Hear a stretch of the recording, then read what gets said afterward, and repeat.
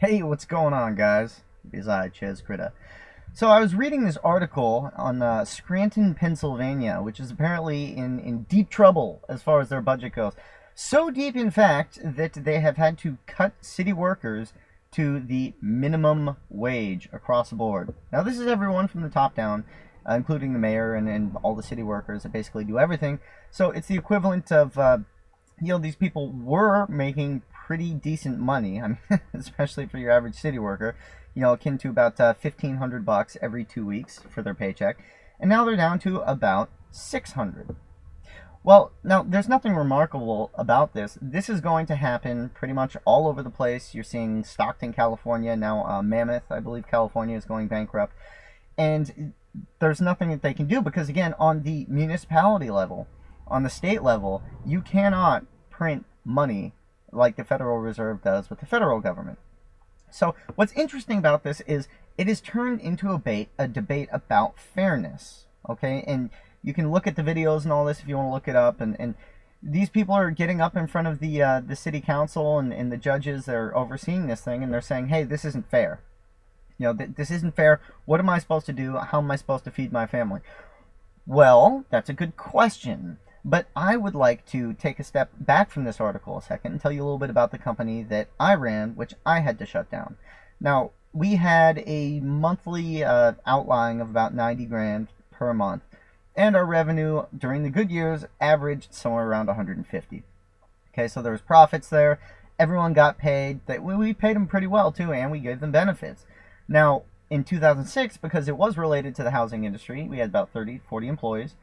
We had to close down, shut the doors, as in, we're out of money, because of course our company did not have a printing press either. But the interesting thing is there was no debate about fairness. There was no debate. And in this article in Scranton, the employees were warned, saying, hey, we're running out of money. We're running out of money. We're running out of money. Nobody did anything about it, of course, usual typical government stuff. And I did the same thing with my company. Now, when we ended up shutting the doors, it was like, hey, guys, this is your last paycheck, you knew it was coming, I'm sorry. And everyone came to me and said, hey, it was a good run, you ran a good company, but I understand hard times, I'm going to have to go out and find another job. Now, why is it that in the private sector, when there are job losses, well, I mean, those are statistics and figures that the politicians use, of course, but there's no debate about the level of fairness. Do you see what I'm saying? The employees don't come to the owner of the company and say, this isn't fair that I'm losing my job. And these people, this is just a pay cut, and it's supposed to be temporary. Hopefully they can come up with the money, but literally their bank accounts ran dry. They don't have the money. And it's amazing that these public workers, they get up and they stomp their feet and they say, no, we demand our money. It's like, there's no money, guys. But we demand it. It's not fair. It's not fair. Well, when has life ever been fair? This is one thing that my parents told me constantly. When you're a kid, you always go, this isn't fair, this isn't fair. Well, life is not fair. But the interesting thing is the dichotomy of the public sector versus the private sector. And, like whenever you have to cut a little bit from a budget, what's the first thing that always comes up? Oh, we're going to have to shit can all the firefighters and all the teachers and all the police. And, like, you don't want that, do you? You don't want your house burning down. And they hold that hostage. Meanwhile, there is pork galore where they could have cut. Kind of like what I was doing with my company.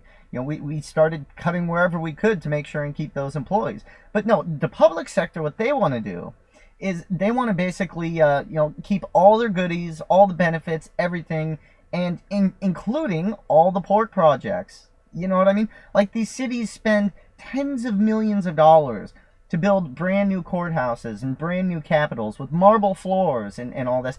But at the same time, when they run out of money, we're gonna have to fire everyone, or in this case, we're gonna have to cut everyone's pay. Now, this is gonna happen all over the place. This is just the beginning. Okay, this is what starts to happen in a breakdown crisis, because the money just is not there. It's there at the federal level and will continue to be, but these local municipalities aren't getting any help from the feds. And why should they? Why should they? Now, if you are a public sector worker and you have a problem with this, I would argue, why would the private sector ever get a bailout from the government? You know, there was nobody that I could go to when I had a shortfall and say, hey, you know, I need some money because I got to keep these guys paid and keep the doors open. No, I was realistic that, look, it is what it is. Okay, you know, Stockton, Mammoth are both bankrupt in this state. I hear about entire counties on the East Coast. I think it was Alabama or Georgia. An entire county is going bankrupt, and this is just the beginning. Okay, this thing is going to run over and over and over. But don't think that there's going to be any fairness in a breakdown crisis. And that's the thing. I think that a lot of people don't truly, again, understand what's going on here. But there are people that do. And to the people that do, you know, I ask you, why are we going forward as if nothing has changed? Why is it at the top levels of government we haven't made any real cuts? You know, we're talking about cuts. We're talking about tax increases. But for the most part, we're just going to keep doubling the budget every 3 years or doubling the federal deficit. I mean, it's craziness. Now, you're looking at in the Eurozone, Nouriel Roubini came out with a warning. He said, look, this is the perfect storm setting up right now. If not later this year, it's going to hit next year. And this is because the Eurozone, they're behind the curve now. Now they're printing money not for the future, they're printing money for the past. You know, that in the last year, there's been well over $1 trillion worth of bailouts. They've gone into the Eurozone, and they're all gone already. They've all completely evaporated. And so, like Spain, when they say, hey, we need $100 billion, that's for right now. Right now, that's not for the future. That's to cover losses up to this point. So the future stuff, well, that's going to be future stuff. And that's going to be orders of magnitude larger. I mean, this thing is happening. It's occurring in real time. And I was reading another article where this gentleman was talking about the fact that the U.S. is already in recession. I've been a proponent of this a long time. But now, if we go into recession while the government is still running like a 45% deficit, I mean, that is staggering. That means that, you know what, the effectiveness going forward of all the fixes that they're using are losing steam. And once printing money stops working, what do you have? Where do you go from there? I mean, seriously, and this is what I'm saying with Washington. It's like, I guess they just want to march towards breakdown. We're squabbling about healthcare, and it's like, healthcare is going to be the least of your worries when people are being gunned down in the streets over the fact that the entire system breaks down. And it's like these people in Scranton, Pennsylvania. If you have a government job, okay, go take a look at the budget deficit that your local municipality is running. Okay, if they're running a massive budget deficit and their rainy day funds are running out of money and maybe they can or can't issue bonds, you might want to get really prepared with the fact that you're going to be unemployed soon. And I guarantee if you're a state or city worker, you're not going to make near as much on unemployment as you're making right now, let alone the fact that all of your benefits are going away. So, you know, stomping your feet and screaming about fairness is not a solution going forward. Okay? That's just, I mean, it's really childish when it comes down to it. Because fairness, nothing in life is fair. Nothing in life is fair. And to see that, just look at the fact that what private sector companies qualify for bailouts?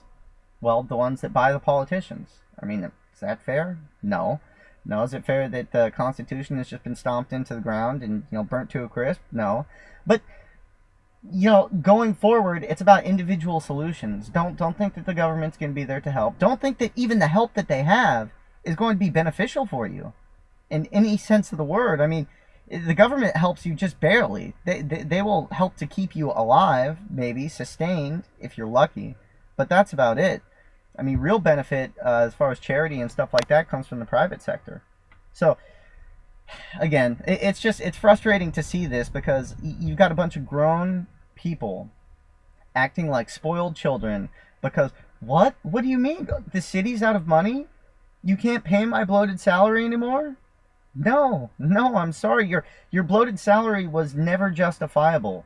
All this pork, all this arguing over, like, say, the last 50 years about budget deficits. Do you think that that was all just for fun? Was it a sports game?